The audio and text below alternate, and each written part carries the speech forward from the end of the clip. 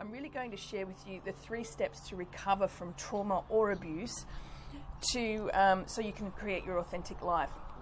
And, excuse me, I'm out here in the wind and it's caught me up a little bit. I'm not going to stop, I'm going to keep going. It's what authenticity is about, right? So there are 3 steps that are really important. And before I go into this, I just want to share with you, if this is the first time you've come across a video like this with me, a little bit about my background is I'm an ex-paramedic. I'm also background in personal training, paramedic, a little bit in chiro, psychology, NLP master practitioner in hypnotherapy and a lot more.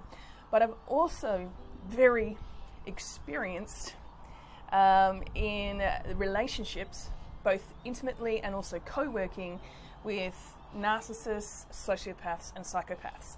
So I have got a life kit of a tool belt of not only those experiences, but the way to actually reclaim your power, to be able to return your energy back to with yourself, to be able to then create your own life and design it your way, living authentically and with abundance of joy and energy, love, light, and whatever it is that you desire to create by changing some key principles within yourself and understanding how it is that maybe you've gone through that trauma or that experience with abuse, with a narcissist that you've attracted.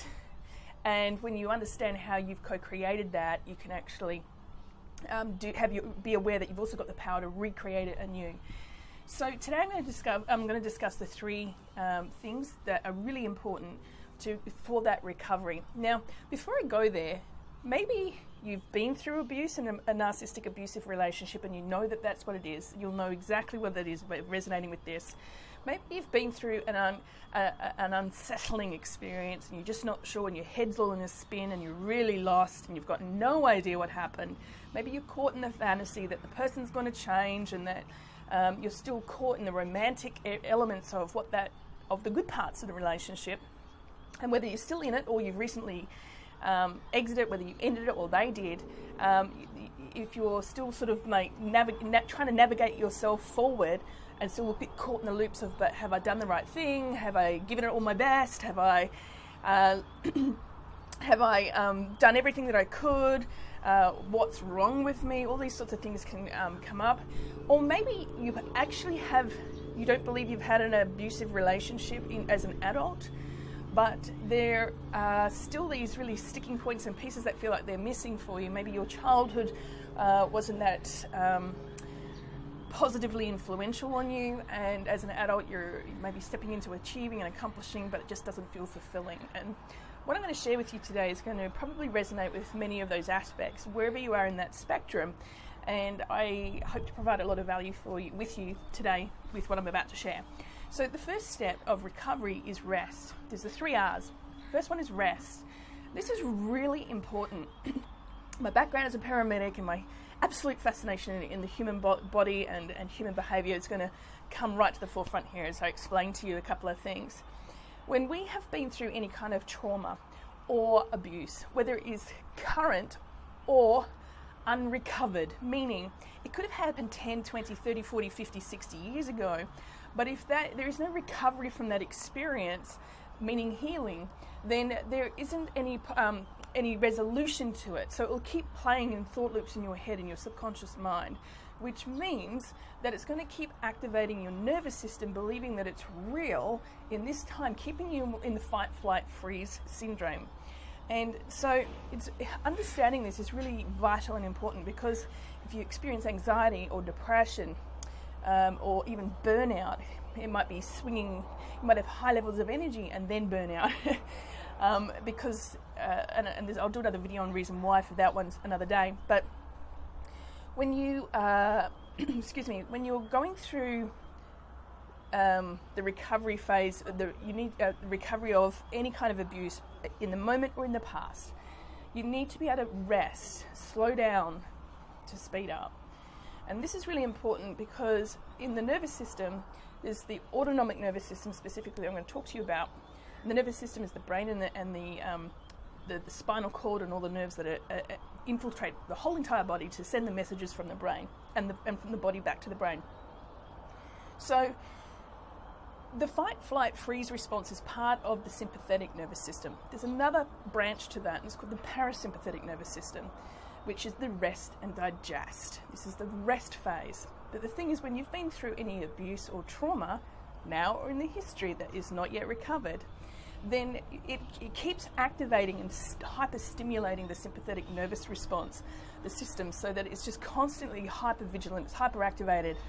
And just to understand this, there's a key nerve in the nervous system of the sympathetic nervous system. It's actually part of the autonomic one. It's the vagus nerve, and this is the one that we want to stimulate to be able to counterbalance and slow down so we can rest.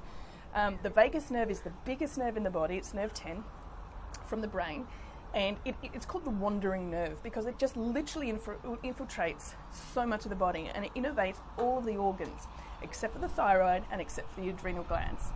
Now, this is really important to understand because when you are stressed, you're activating the sympathetic nervous system, which means you're disconnecting from the parasympathetic nervous system, and you're quietening the vagus nerve, which means you cannot possibly rest. You're just off in, like, you're looking for the threat, you're looking for the alert, and that is then also sending lots of signals to the brain. There are 3 parts to the brain that is really important to understand here. So you've got the back brain or the hind brain, which is the brain stem, and the brain stem is responsible for all of the autonomic responses in your body, all the automatic responses. So while I'm sitting here, the human body is doing a gazillion things at once, but I'm not thinking about whether I'm breathing, whether I'm digesting my breakfast, whether I'm breathing, my heart's beating, or whether my cells are dividing, or whether my liver is metabolizing toxins. I'm not thinking about all of that consciously. My body is just automatically doing all that. So the brainstem is what's responsible for all of those automatic organization of keeping the life and life force flowing through. Then you have the middle part of the brain, part of the limbic system, and I call this the animal brain, right? This is the one, specifically what you want to understand, this is where a lot of the emotions are at, and memory. And a big part about this system that you want to understand is the amygdala. And you may have heard this, it's become quite common for people to understand this a lot more. But the amygdala, I like to describe it as it's got 2 little tiny almond-shaped, I call them little sentinels, guards to the brain, as part of them, which is the amygdala. And basically, if you can imagine these, I like to personalize it so you can actually really embrace this in a new perspective perhaps, but they're guarding the door to the gateway to your brain for your thinking mind. So if they're like the bouncers, and so if you have them all on steroids and beefed up on hyperstimulation of the sympathetic nervous system being always on the go, then it's going to perceive everything through this lens of feeling like it's a threat. It's not going to feel like you're going to be activated in a fear mode under threat, right? And so it's really important that you understand this, because the way to be able to retame those bouncers at the door, that you can have a more balanced experience of living and feel like that you are safe to live in the world, that you are safe to be you, that it is safe to express your voice, which is going to be all part of the healing of the recovery, which is step 2 in a moment. Then you need to be able to understand this process, because it's really important, because you can then, when you do some of the practices that actually activate the vagus nerve for the parasympathetic nervous system response, now you actually also in training the brain with the amygdala, that you can create it to be a little bit more joyful, right? Instead of always being so fearful and being the fighter, you can turn into more of a fuller experience of satisfaction for life, rather than always looking for the safety in life, because you will believe that you are safe. You'll have a much more balanced lens of seeing and being able to discern when things aren't safe and when things are. So that's really important to understand. The third part of the brain, obviously, is the neocortex, the front part of the brain. The biggest part is the thinking brain. It's the conscious mind. It's where we make decisions from, and there's a lot of activities that go on here. But here's the thing to understand. When we trip into the nervous system of overstimulating the sympathetic nervous system, fight, flight, freeze, we shunt all of the, well, not all, but a big part of the blood from the front of the brain, we shut it down, and it shunts back to the back end of the brain to go into survival mode, to kick in. Now, that literally can, have you lose your mind, have you make dumb decisions, right? You're not really thinking, because you're not. You're coming from a reactive state in the emotional brain rather than from the forefront of the mind in the thinking brain. So understanding these concepts with the brain and the body is really important, because I'm going to explain to you how you can move energy so that you can stimulate the vagus nerve, so that you can then actually be more of an energy boss of your life and use it to empower yourself to consciously train your energy to work for you instead of against you. So that first step is rest. And so what does that mean? It means being still. It means to slow down and be able to calm that nervous system down, reducing stress. It means about activating the vagus nerve, so you're activating the parasympathetic nervous system. It allows you to then breathe, and that's one of the best practices that you can do to rest, and that's breathe. And this is going to step you into the recovery phase, number 2. It's really important to be able to do that, but in order for you to even get to that part, which is going to require some thought processes as well as practices, you need to be able to breathe. Now, breath is the breath of life. Without breath, you've got nothing left. Your body dies. You don't have this physical suit, this earth suit, if you like, that exists without breath. And if you're paid attention, that when you're stressed, you'll notice that you've got fast and shallow breathing.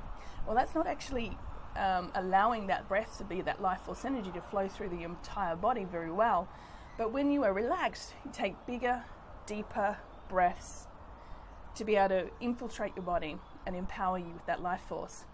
So it's really important, and I remember being a paramedic, lots of times you go into hyperventilating, right?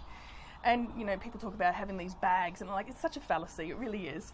One of the best things to do is actually slow people down. It's really more, if we did that, it was really more for a case of people thought that that's what they believed was true. And while there is some components about it that it has some truth to it, really, honestly, this simple process here right now will slow you down. And just rub your hands together. Cover your face and taking some breaths in. Big deep breaths, and blowing out, allowing yourself to have some your heels off the mouth so that you can breathe, and breathing in and breathing out, and again breathe in and breathe out. Just allow your hands to actually touch on your face for the moment. And then bring your hands down to your heart. Now, of course, you can do this with just breathing. But what we're doing, we're electromagnetic fields of energy. And we actually have heart pulse energy in our hands as well.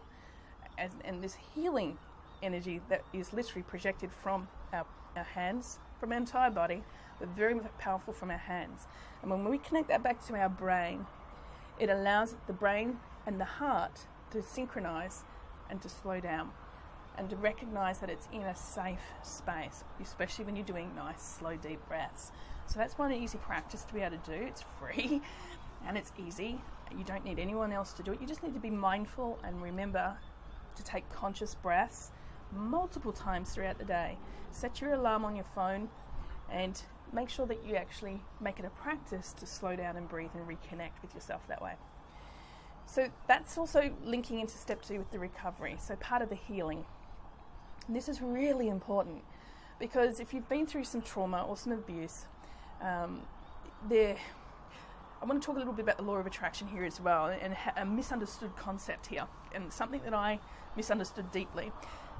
If we've ever experienced particularly abusive relationships, or a situation that we've experienced abuse, maybe come from parenting, maybe it's in a personal relationship or a work relationship or a friendship, client even, I'll do another video on that one later.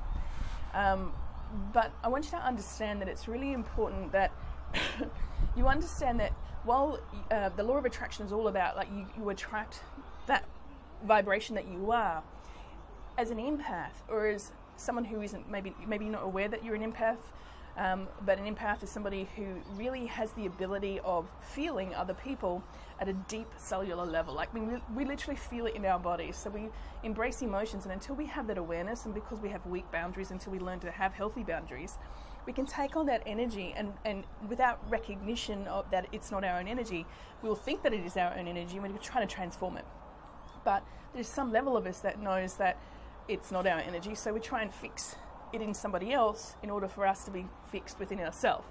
That's another video as well, but I want you to understand that you didn't attract that person because you're a bad person, a bad vibration, or you didn't attract that experience because you're a bad experience. And that's something that's really important to state, because as empaths, going to the wrongness of self, really high judgment, really high hypercritical and judging the self is a huge pattern. And it's important that, one, you recognize you're not a bad person. You're a wonderful person with a massive heart, and that strength has been used and weaponized against you, which is part of the learning curve. But the thing is, you weren't aware of the situation. You weren't aware that the person was playing a game with you. And so you want to be able to forgive yourself and even forgive them. It doesn't mean lack boundaries with them, but it just means having forgiveness of letting it go. Recognizing that you don't have to hold yourself in this critical loop of self-judgment, because all that does is keep you stuck in more abuse. And then that's just a toxic at a deep energetic cellular level in your soul and your body. And it's very hard to heal when it can't heal, when you're doing that self-flagellation, that abusive self-talk, that when you have abusive self-talk, they have abusive beliefs, and then that is also manifests in behaviours like over drinking, overeating, maybe taking drugs, prescription or illegal. It might be getting caught up in negative conversations, blaming, which is really not a courageous way to live. It's a default to hide in a comfort zone and deflect responsibility for taking action for yourself. And while it's not your fault that this situation has happened, I do believe it is your responsibility to take care of yourself 100% for the recovery of you, so that you can expand your love and light again through healing yourself, creating healthy boundaries, and then practicing some discernment around that. Again, I'll go deeper in these. I can go for hours on these. I would go deeper in these concepts in other videos, but I want to keep this fairly as short as possible. We're already 18 minutes.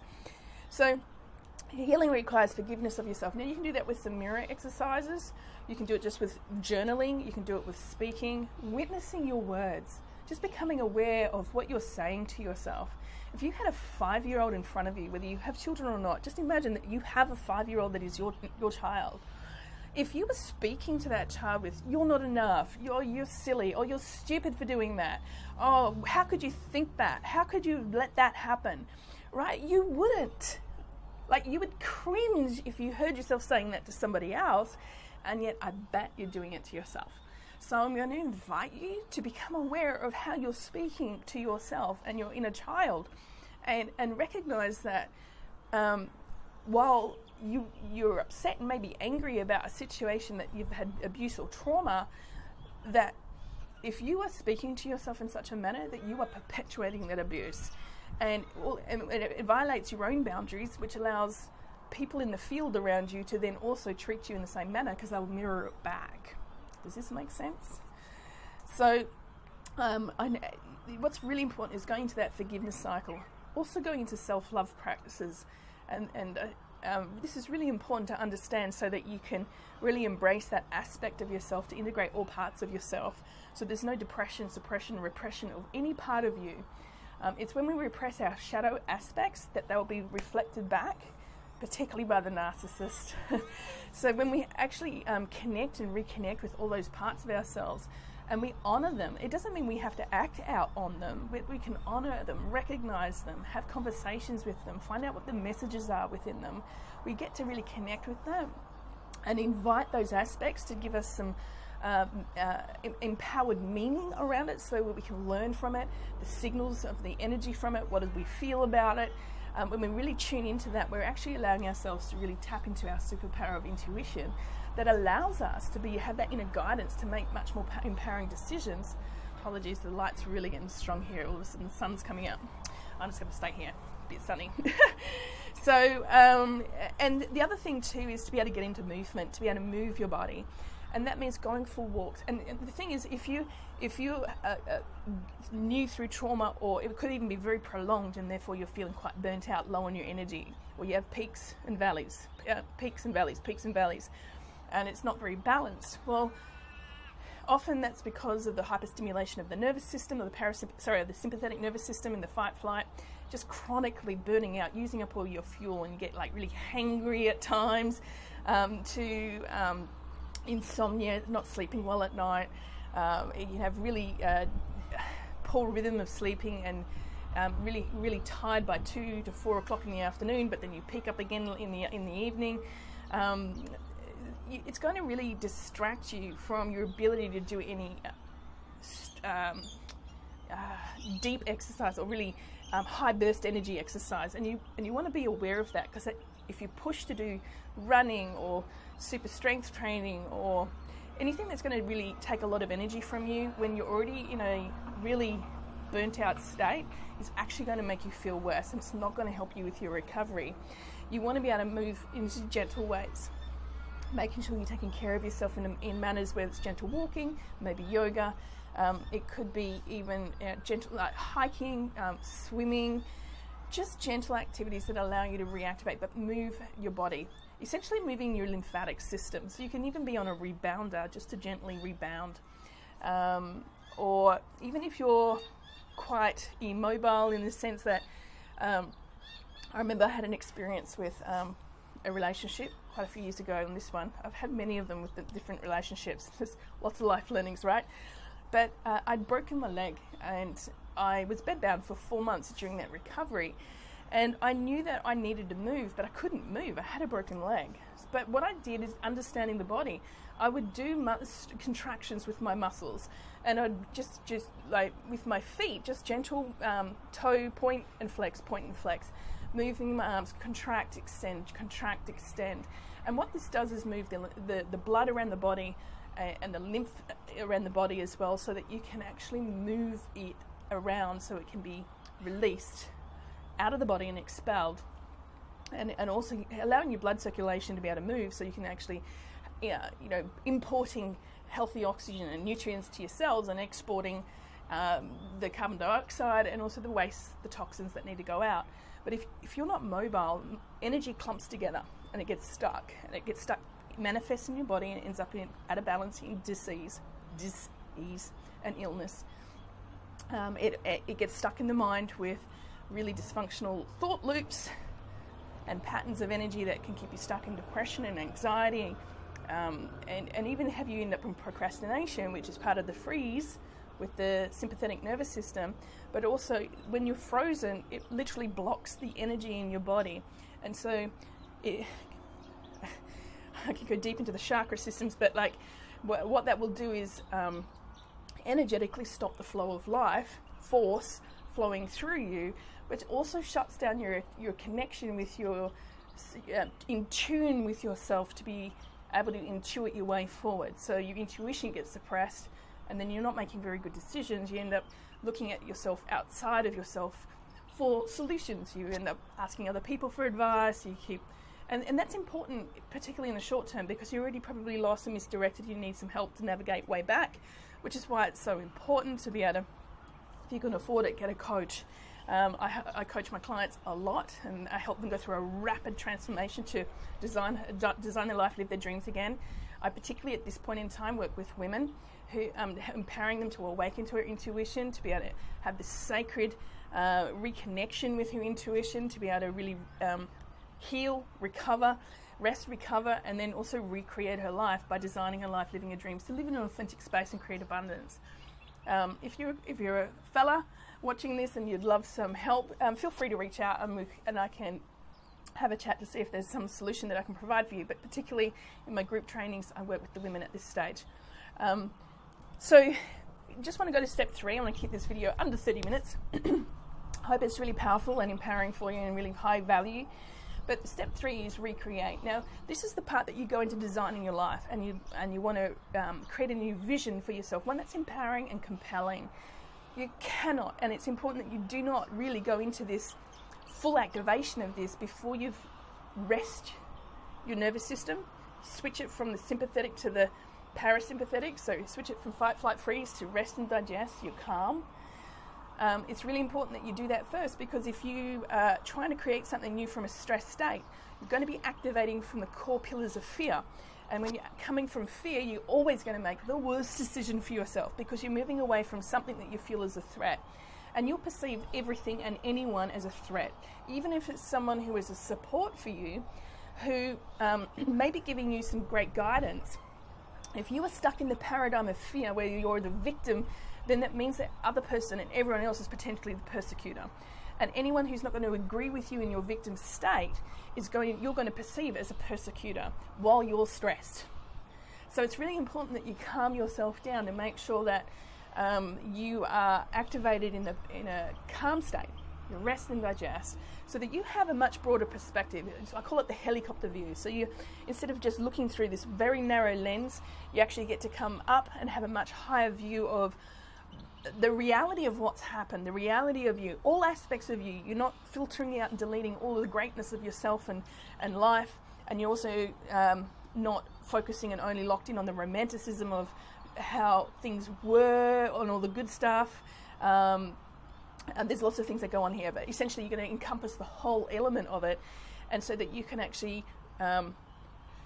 not only have a reality check, but you can redesign from a perspective that is going to be healthy and encompass a whole new vision for yourself that doesn't involve escaping something from pain. If you make decisions from fear, you'll always be sending yourself further and further off path. It won't be an authentic life. So you want to rest, calm the nervous system, so that you are able to then step into healing, recover from that. And healing is a constant hand-in-hand process along with recreating your life. There's always going to be, as you expand, there's new triggers for trauma and healing levels that can happen for you. And so as you learn the tools to empower yourself for energetic healing, you're allowing yourself to recreate from a space of love and light, where you're choosing to say, I'm in my full power, I choose this. I'm in my full power, I'm choosing this. Or, no, I don't choose that. And that requires you to have some healthy boundaries around what it is that you're creating. And how about your own life as well, so you understand who you are, knowing yourself, knowing what you want, knowing what you're choosing to have in your life and what not to have in your life. And this is really important, like from the aspect of the human body, for example. Fundamentally, we've got these trillions of cells that, make up this universe called our body. And each one of those cells is unique, but also systematized and organized in certain patterns, whether it's in, you've got your cells, and then you've got your organs, and you've got your tissues, and you've got your systems. But for each individual cell, the one thing that really coordinates the activity of that cell is the cellular wall. It's the brain of the cell. And if there is any dysfunction to the integrity of the cell wall, meaning the boundaries are weak, or if they don't exist, they don't have a cell. But if the boundaries are weak, what will happen is either the cellular, intracellular, the cellular space, or the contents of the cell is going to leak out, and the cell will die.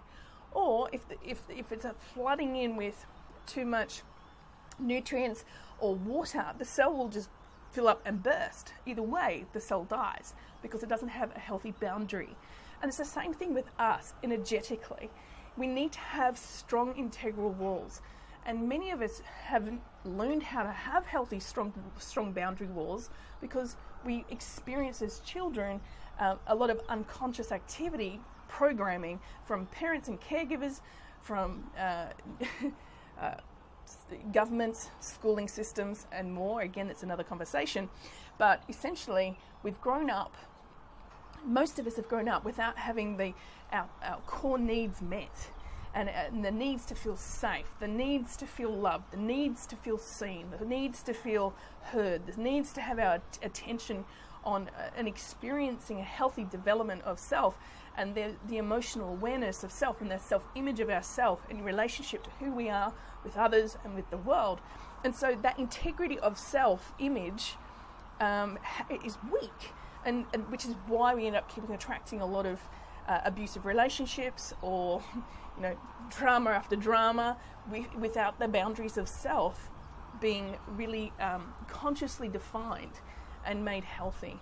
When you have healthy boundaries, then you have healthy, it's rooted in the form of healthy rules, healthy values, and knowing how to meet your human needs in a healthy way. And so your ability then is discernment. You're able to discern what you're allowing in and out of your life. So you can choose what it is that you're having in your life and choose what you're not having in your life. Those are the healthy boundaries.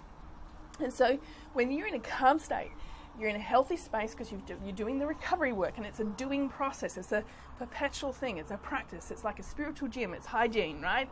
It's emotional hygiene. It's a spiritual hygiene. It's a physical hygiene. It's an energetic hygiene. When you're doing that as a practice and you're equipped with these skills and these tools, which is something that I teach in the Awaken Woman program, which is one of my high-end premium programs that I work in a rapid recovery, rapid transformation process for you to be able to reclaim your authentic life and yourself and live abundantly. And I also teach a lot of these lessons in my free videos that I'm sharing, but also in some of my entry-level programs that are really super affordable to be able to grab access to and start your journey in your recovery and recreation.